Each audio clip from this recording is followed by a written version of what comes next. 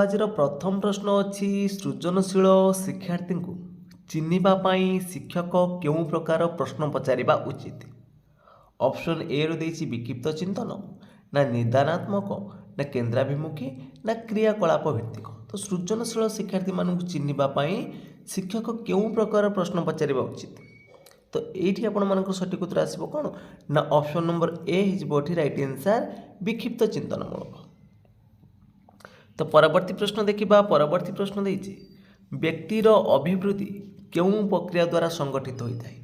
जो व्यक्तिर जो अभिवृद्धिटा रहा सेटा केउं प्रक्रिया द्वारा संगठित हम, सामाजिक ना जैविक ना धारावाहिक ना आवेगिक। तो व्यक्तिर जो रोचे अभिवृद्धिटा हूँ गोटे जैविक प्रक्रिया। तो बी ऑप्शन जो मैंने चूज कर ठीक अच्छे। तो परवर्ती प्रश्न अच्छी 3 नंबर रे डिस्केसिया कहा सहित संबंधित। डिस्केसियाटा कहा सहित संबंधित। तो डिस्केसियाटा हूँ आमर गोटे पठन विकार। ए जो मैंने चूज कर ठीक अच्छे से। तो परवर्ती प्रश्न देखिबा 4 नंबर पचार। तो 4 नंबर प्रश्न अच्छी केउटी शिक्षणर प्रकृति नुहे। शिक्षणर प्रकृति केउटा नुहे। उद्देश्य अच्छी, बयस सीमित रही, सक्रिय अच्छी, सार्वजनिक अच्छी। तो केउटा शिक्षणर प्रकृत नुहे। तो शिक्षण प्रकृति कौटा नुह ना शिक्षण कौन गोटे निर्दिष्ट बयस सीमित न थाए। तो यहीटा हम तार राइट आंसर, बी हम राइट आंसर। तो 5 नंबर प्रश्न अच्छी बुद्धि संपर्क दुई उत्पादक तत्वर प्रवर्तक किए। बुद्धि संपदीय दुई उत्पादक तत्वर प्रवर्तक होउछन्ति किए स्पीयरमैन। स्पीयर मान हे राइट आंसर। तो गाल्टन बिने हेनी, टर्मन हेनी। तो बिने प्रथम बुद्धि परीक्षण करते 1905 मसीह। तो बुद्धि संपर्क दुई तत्वर प्रवर्तक होउछन्ति स्पीयरमैन। तो परवर्ती प्रश्न देछि शिक्षार्थीर चिंतन स्तर केउं बयसर हुए। शिक्षार्थीर चिंतन स्तरटा केउं बयस होता है। शैशव अवस्था ना बाल्य अवस्था ना कैशोर अवस्था ना वयस्क प्राप्ति। तो शिक्षार्थीर चिंतन स्तरटा शैशव अवस्था होता है। ए ऑप्शन एठी राइट हम। तो परवर्ती प्रश्न देखिबा 7 नंबर पचार। शिक्षण को दृढ़ीकरण करने केउंटीर आवश्यकता अच्छी। शिक्षण को दृढ़ीकरण करने केउंटीर आवश्यकता अच्छी। अभ्यासीकरण, मन पकईवा, तर्जमा करवा ना विश्लेषण करवा। तो शिक्षण को दृढ़ीभूत करने आमको कौन करने को पड़ो ना अभ्यासीकरण करने को पड़ो। ये ए ऑप्शन राइट हम। तो परवर्ती प्रश्न देछि निम्नोक्त केउंटी धारावाहिक प्रक्रिया नुहे। केउंटा गोटे धारावाहिक प्रक्रिया नुहे। शिक्षण, अभिप्रेरणा, विकास ना केउंटी नुहे। केउंटा गोटे धारावाहिक प्रक्रिया नुहे। तो शिक्षणटा गोटे धारावाहिक प्रक्रिया, विकासटा गोटे धारावाहिक प्रक्रिया। ताले अभिप्रेरणाटा गोटे धारावाहिक प्रक्रिया नुहे। ताले एठी बी ऑप्शन आपण मानकर राइट हम। तो परवर्ती प्रश्न देछि निम्नोक्त केउं प्रश्नर उत्तर निर्दिष्ट और अनन्य। केउं प्रश्नर उत्तर निर्दिष्ट और अनन्य। तो यार सठिक उत्तर कौन आसब? दीर्घ उत्तरमूलक ना सीमित उत्तरमूलक ना मुक्त उत्तरमूलक ना वस्तुनिष्ठ। केउं प्रश्नर उत्तर निर्दिष्ट और अनन्य। तो सठिक उत्तर हो ठीक कौन ना ऑप्शन नंबर डी हो। तो वस्तुनिष्ठ प्रश्न हम ये राइट आंसर। तो परवर्ती प्रश्न देछि 18 रु 40 वर्ष बयस पर्यंत अवस्था को कौन कह। तो 18 वर्ष रु 40 वर्ष बयस पर्यंत अवस्था को आम क्यों अवस्था कहती से आम कहती परिणत अवस्था बोली कहती। डी ऑप्शन राइट हम। तो परिणत अवस्था हम यहाँ हम आद्य परिणत अवस्था हो। परिणत अवस्था हूँ आपर से 18 रु 60 वर्ष पर्यंत, किंतु यहाँ हूँ 18 रु 40 माने प्रथमटा देछि। तो आद्य परिणत अवस्था हम। तो सी ऑप्शन राइट हम। तो परवर्ती प्रश्न देछि आम हर्ष खेल बही रे क्यों पठन पद्धति अवलंबन करा जायछि। आमर जो हर्ष खेल बही रही प्रथम श्रेणी से क्यों पठन पद्धति अवलंबन करा जायछि। वाक्य पठन प्रणाली ना गल्प पठन प्रणाली ना छवि प्रणाली ना शब्द क्रमिक पद्धति। तो हर्ष खेल बही आपण मैंने जानिथिबे गल्प पठन प्रणाली को अवलंबन करा जायछि। बी ऑप्शन राइट हम। तो परवर्ती प्रश्न देछि 12 नंबर रे एनसीएफ 2005 मतरे भाषा शिक्षा कौन हेबा उचित। तो त्रिभाषी हम ना द्विभाषी हम ना बहुभाषी हम ना मातृभाषी हम एनसीएफ 2005 मतरे भाषा शिक्षा कौन हम दरकार बहुभाषी हम दरकार सी ऑप्शन एटी राइट हम। तो परवर्ती प्रश्न देखंतु परवर्ती प्रश्न कौन अच्छी तो 13 नंबर प्रश्न देइछि केउटी उत्तम हस्ताक्षर लिखनर लक्षण नुहे शब्द शब्द मध्य व्यवधान रखा यहाँ हूँ हस्ताक्षर लिखनर लक्ष्य अक्षर गुड़ी निर्भुल कर लिखा धाड़ी गुड़ी सीधा कर लिखा यहाँ सब लक्ष्य रु विराम चिन्हर व्यवहारटा हस्ताक्षर लिखनर लक्ष्य नुह। तो परवर्ती प्रश्न देखा 14 नंबर पचार पाठ योजन गद्य शिक्षादानर केउटा एक सोपान नुहे गद्य शिक्षादानर देखु शब्द अनुशीलन सर्व पठन नीरव पठन किंतु द्रुत पठन ना तो डी ऑप्शन एटी राइट हम। तो परवर्ती प्रश्न देइछि लेखा मध्य कौन सी शब्द को अधिक विशद करने को क्यों विराम चिन्ह व्यवहार करा जाए लेखा मध्य कौन सी शब्द को अधिक विशद करने हेले क्यों विराम चिन्ह व्यवहार करा जिवो एठी बंदनीर व्यवहार करा जिवो तो ए ऑप्शन राइट हम। तो परवर्ती प्रश्न देखिबा परवर्ती प्रश्न देइछि अभिधानिक नियम रे सजाइले क्यों शब्दटी प्रथमे रहिबो पाहुंड प्राचीन प्रगाढ़ पांडित्य से प्रथमे कौटा आसब अभिधानिक नियम अनुसार जो सजेक लिखा प्रथमे कौन आसो देखु ये पा अच्छी ये प्र अच्छी ये आसबनी पर आकार अच्छी ये भी अच्छी आकार ये भी अच्छी आकार ये आकार अच्छी तो प्रथमे कौटा आसब ये ह अच्छी देखो ह आसबनी तो ये प्रा अच्छी हेनी तो पांडित्यटा आगे रहा डी ऑप्शन राइट हम। तो परवर्ती प्रश्न देइछि निम्नोक्त केउं प्रकार प्रश्न रे व्यक्तिनिष्ठता दोष प्राय रही जाए तो व्यक्तिनिष्ठता दोष रही देखो मेलक प्रश्न क स्तंभ ख स्तंभ पिला जोटा ठीक करथिबो ठीक अच्छी तो ये व्यक्तिनिष्ठता ना बहु विकल्प प्रश्न व्यक्तिनिष्ठता रहिबो नै वस्तुनिष्ठ प्रश्न व्यक्तिनिष्ठता आसबनी किंतु जदि आपण मानक देइछि एठी देखंतु संक्षिप्त उत्तरमूलक एइरे आपण मानकर व्यक्तिनिष्ठता रही जाए। तो परवर्ती प्रश्न अच्छी नीरव पठन द्वारा केउटी उपभोग होई न थाए नीरव पठन द्वारा केउटा उपभोग होई न थाए उपन्यास प्रबंध कविता गल्प तो ये आपण मानकर सठिक उत्तर कौन आसब ना सठिक उत्तर हो ऑप्शन नंबर सी कविता। तो परवर्ती प्रश्न अच्छी 19 नंबर रे सूची या निम्नोक्त केउं अर्थ को प्रकाश करुच्ची सूचना ना जहाँ सूचना दिए ना छुंची ना पवित्र तो सूची अर्थ ये कौन ना सूची अर्थ हूँ पवित्र। तो परवर्ती प्रश्न देइछि निम्नोक्त बा निम्न थिबा शब्द मानक मध्यरु केउटा तद्धित देखो तद्धित पद कौन ना जोटी शब्द सहित प्रत्यय रहिबो सेटा को आमे कहबा कौन तद्धित तो ये देखो कौटा तद्धित पद तो लेखन देइछि संकट देइछि भागीरथी देइछि आपण मानकर अछि कौन चिन्हट ये भागीरथीटा हम गोटे तद्धित पद तो सी ऑप्शन ये राइट हम। तो परवर्ती प्रश्न देइछि which of the following is suitable for learning at elementary level तो एलिमेंटरी लेवल ले कोटा आपण मानक सुइटेबल अछि कंट्रोल्ड राइटिंग ना इमेजिनेटिव राइटिंग ना फ्री राइटिंग ना creative writing which of the following is suitable for learning at elementary level तो एलिमेंटरी लेवल होछि माने कंट्रोल्ड राइटिंग हम ये आपण मानकर राइट आंसर।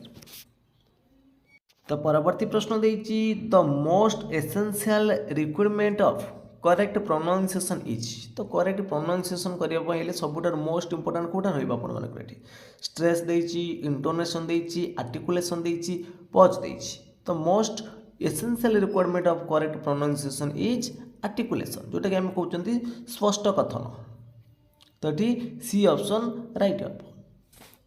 तो परवर्ती प्रश्न देइछि detection helps in which of the following ability तो डिटेक्शन मीन्स कौन डिटेक्शन मीन्स होछि आपण मानकर पिलाटी शुणी करी लेखिबो जोटा कि हम कहउचंती श्रुत लिखन डिटेक्शन मीन्स कौन श्रुत लिखन तो श्रुत लिखन एटी कौन हेल्प करूछि तो understanding and right is correctly तो बुझिबो एवं ताकू शुणी भलसे बुझिबो तापर ताकू कौन ने करेक्टली से लिखिबो तो बी ऑप्शन एटी राइट हम।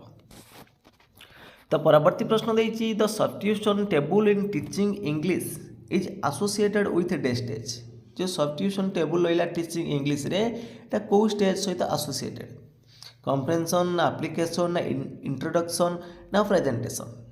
तो ये आप सठिक उत्तर कौन आसो the substitution table in teaching English is associated with application stage. B option right है। तो परवर्ती प्रश्न देछि generalisation and organisation of ideas sequencing question and use of vocabulary are the sub skill of. एटा कहार गोटे गोटे सब स्किल रीडिंग ना स्पीकिंग ना लिसनिंग ना राइटिंग। जनरलाइज करवा ऑर्गेनाइजेशन करवा ये सब हूँ कौन ना राइटिंग रो गोटे गोटे सब स्किल। तो डी ऑप्शन ये राइट हम। तो परवर्ती प्रश्न देछि India will become dash super power shortly. Article प्रश्न आछे को आर्टिकल बासिबो some the and a. India will become a super power shortly हम ए बसिबो ठी। तो ऑप्शन नंबर डी हम राइट आंसर। तो परवर्ती प्रश्न देखिबा परवर्ती प्रश्न देछि all the furniture destroyed in the fire. एटी कौन बसिबो was were are and have been. देखो फर्निचरटा हूँ आमर कौन ना गोटे अनकाउंटेबल नाउन। तो ताले एठी आमे वेयर के आर हैव बीन बसई पारिबानी तो सिंगुलर बसई कि जिबा। तो अनकाउंटेबल नाउन पाखरे सिंगुलर भर बसिबो। तो वाज हबो एठी राइट आंसर। तो परवर्ती प्रश्न देछि beware dash the pickpockets from of into 8। तो beware dash the pickpockets एटी आपण मानकर प्रिपोजिशनल प्रश्न अच्छी को प्रिपोजिशन एटी बसिबो। एटी बी वेयर पाखरे फिक्स प्रिपोजिशन ऑफ रे व्यवहार होता है। तो ऑप्शन नंबर बी हम राइट आंसर। तो परवर्ती प्रश्न देखिबा परवर्ती प्रश्न देछि it was neither cold nor hot the above sentence is. तो नाइदर नॉर आइदर और नॉट ओनली बट ऑल्सो थिले सब जानिबे आपण माने कोन एंड बट जति लागिथिबो ए सब होची कंपाउंड सेंटेंस। तो बी ऑप्शन राइट है। तो परवर्ती प्रश्न अच्छी fill in the blanks with suitable tense Lisa dash in charity every month. तो Lisa dash in charity every month contribute हम ना कंट्रीब्यूटिंग हम ना कंट्रीब्यूट्स हम ना हाव कंट्रीब्यूटेड हम। तो प्रत्येक मास से कार्यटा करुच्ची ताले ये आपण मानकर कौन आसिबो ना प्रेजेंट सिंपल यूज करा जिवो। तो कंट्रीब्यूट्स हम। तो सी ऑप्शन राइट हम। तो परवर्ती प्रश्न देखिबा परवर्ती प्रश्न देछि जड़े दोकानी गोटे वस्तुर क्रय मूल्य उपर 30% बढ़ाई दाम लिखती और 10% रिहाती दे वस्तुटी बिक्री करती तेबे से शतकड़ा केते लाभ पाती 15% ना 17% ना 10% ना 12%। जड़े दोकानी गोटे वस्तु उपर तो क्रय मूल्य उपर 30% बढ़ेदेला धर तार क्रय मूल्यटी हूँ केते ना 100 टंका। तो 30% बढ़ेदेले केते आसीबो ना 130 टंका हो। तो 130 टंकार बर्तमान से 10% रिहाती दब। तो 130 10% हूँ 13। तो रिहाती देदेला पर से वस्तुटा बिक्री करिबो केते टंकारे 170 टंकारे। ताने किणीथिला 100 टंकारे बिकिला 170 टंकारे। तो लाभ होला एठी 70 टंका। तो 17% ताले हेजिबो 70/100 गुणन 100 हेजिबो 17%। तो परवर्ती प्रश्न अच्छी गोटे आयताकार बगीचार चौड़ा हूँ 79 मीटर। यार चारि पाखरे बाड़ देवाई मीटर को 6 टंका हिसाब से 2244 टंका खर्च हुए तेरे बगीचार क्षेत्रफल केते। तो देखो ये आप ऑप्शन अच्छी। तो यार सठिक उत्तर कौन आसो देखो ना 2244 टंका खर्च हो। तो गोटे मीटर दाम हूँ 6 टंका ताले परिसीमा आम ये बाहर करदे ना नहीं 6 3 18 4 4 44 6 7 42 2 4 24 6 4 24 ताने तार परिसीमा हूँ 374 मीटर कार ना गोटे आयतकार बगीचार। तो बर्तमान आम तार दैर्घ्य दे देछि केते 79 मीटर। तार आम प्रस्थटा पाई 2 × L L हूँ आपर 79 प्लस B = 374। तो बर्तमान आम ये कौन करवा 2 गुणी देवा 2 × 18 8 नेले 1 214 के 15 158 प्लस 2B = हूँ 374। तो 2B बर्तमान केते आसीबो ना 374 माइनस कर दियंतु एठी 158। तो 14 8 गला 6 एठी अछि केते आपण मानकर 6 ରୁ 5 गला 1 एठी होची 3 अछि 3 गला 2 तो 216 2B = 216 तारे B केते आसीबो तो 108। तो आपण माने लेंथ पाई चंदी ब्रेथ पाई गले। तो बर्तमान मल्टीप्लाई कर नियंतु तो एल इंटू बी केते आसीबो 108 गुणन होची 79 तो गुणी देले देखिबे हबो 8532 आसीबो तो सी ऑप्शन एठी राइट हबो।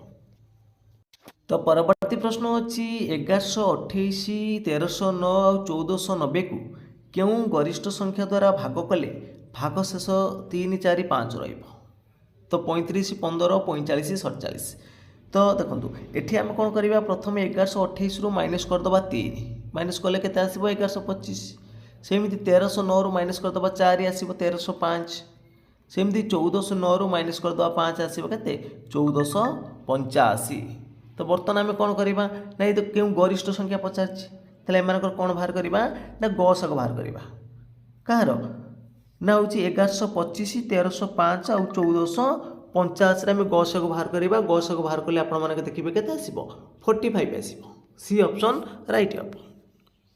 तो परवर्ती प्रश्न देती 480 केतोटी गुणनीयक अच्छी देखो 480 आम फैक्टराइजेशन बाहर करदे 2 पकईदेले के ना 240 पुणी 2 पकईदेले के 120 पुणी 2 पकईदेले के 60 पुणी 2 पकईदेले 30 पुणी 2 पकईदेले 15 तापर 3 पकईदेले के 5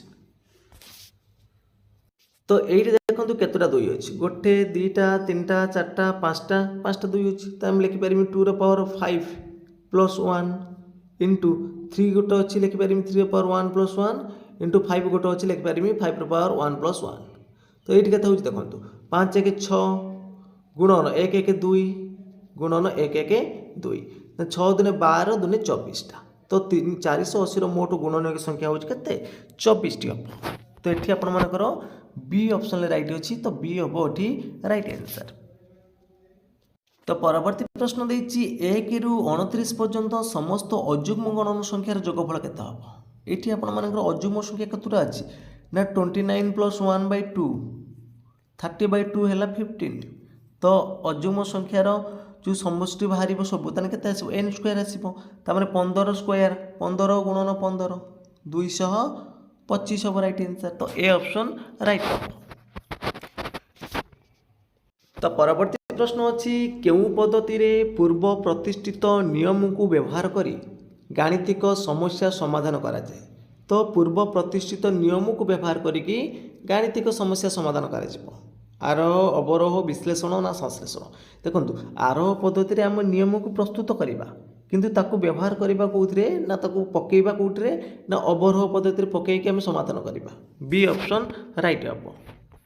तो परवर्ती प्रश्न देछि केउटी गणितर स्वरूप नुहे केउटा गणितर स्वरूप नुहे गणित निर्दिष्टता अच्छी निर्दिष्ट क्रम अच्छी व्यापक अभिव्यक्त अच्छी ना व्यापक अभिव्यक्त ना सीटा हम संक्षिप्त अभिव्यक्त हम है केउटा गणितर स्वरूप नुह बोली पचार गणितर व्यापक अभिव्यक्त ना सीटी संक्षिप्त अभिव्यक्त अच्छी ताले संरचना अच्छी ताले सी ऑप्शन आपमनकर एठी राइट हम कहीं सीटा गोटे हूँ जो देछि व्यापक अभिव्यक्तटा गणितर स्वरूप नुहे।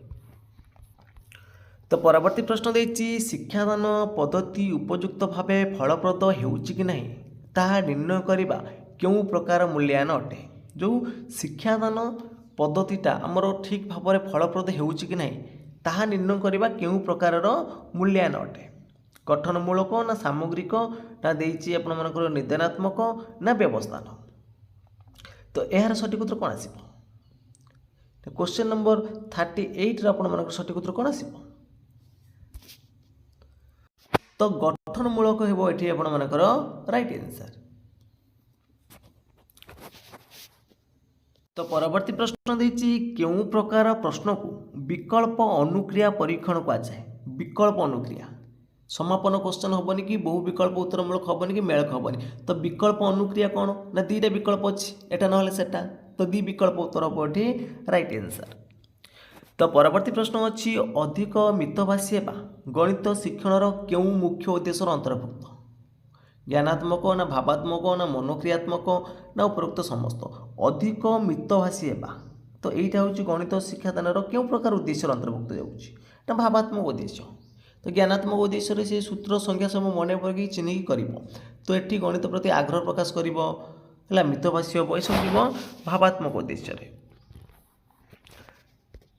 तो परवर्ती प्रश्न देछि मानचित्र रे पार्वत्य भूमि दर्शाइबा पई केउ रंग व्यवहार करा जाए हलदिया ना गाढ़ बादामी ना फिका बादामी ना सबुज। तो मानचित्र रे पार्वत्य भूमि दर्शाइवाई हेले आमको गाढ़ बादामी चिन्ह व्यवहार करने को पड़ो। तो बी ऑप्शन राइट हम। तो परवर्ती प्रश्न देछि इतिहास रे कौनसी प्रसंग पाठदान शेष में शिक्षार्थी मानू क्यों प्रकार प्रश्न पचरा जाए। कौन सी प्रसंग शेष में जो पाठदान शेष में शिक्षार्थी मानू क्यों प्रकार प्रश्न पचार। आलोचना वर्णनामूलक ना चिंता और प्रत्याशामूलक ना वर्णनामूलक ना लब्ध ज्ञान परिमापमूलक। तो ये आप सठिक उत्तर आसो ऑप्शन नंबर डी लब्ध ज्ञान परिमापमूलक। तो परवर्ती प्रश्न देछि क्यों मानक सूचक परीक्षण प्रक्रिया शिक्षण परिणाम स्थिरता को सूचाऊ। वैधता विश्वस्तता ना व्यावहारिकता ना वस्तुनिष्ठता। तो कौन सूचेब ना शिक्षण परिणाम स्थिरता को सूचेब हूँ विश्वस्तता। तो बी ऑप्शन राइट हम। तो परवर्ती प्रश्न देछि दैनंदिन विज्ञान शिक्षादान सफलता पाई शिक्षक क्यों योजना पर गुरुत्व देवा उचित।